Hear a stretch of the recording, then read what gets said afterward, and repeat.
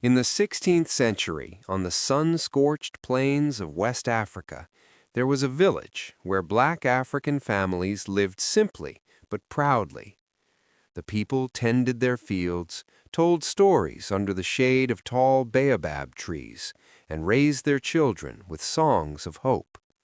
Laughter once floated over the red earth, carried by the wind from one home to the next. That peace shattered with the arrival of white colonizers. They came with weapons and harsh words, claiming lands that were nurtured by generations of black Africans.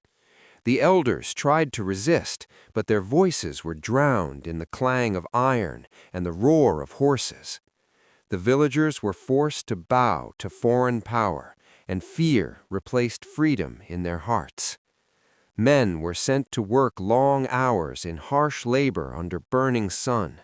Women were separated from their families, and children were no longer allowed to play. Small hands that should have held toys were made to carry heavy loads. The cries of children echoed across the fields, but no one came to answer them. A boy named Kwame struggled to lift a basket of grain twice his size. His tiny feet were blistered, his arms raw, and tears ran down his dirt-streaked face.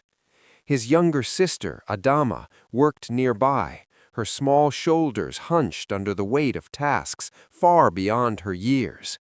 Nights brought little comfort, just hunger, pain, and quiet sobbing under the stars.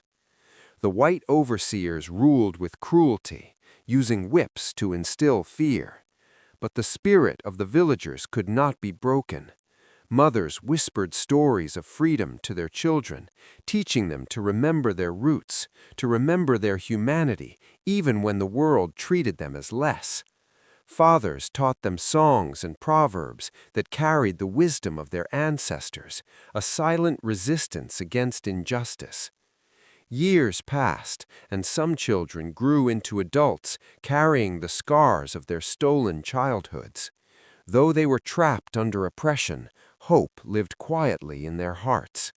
The memory of suffering became a testimony of resilience, a promise that one day freedom would come.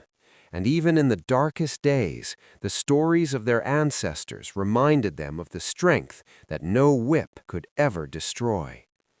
This is the story of black African children in the 16th century, of stolen innocence, forced labor, and unbroken spirit. Though the world around them tried to crush them, their humanity endured, shining quietly like the red sun over their lands.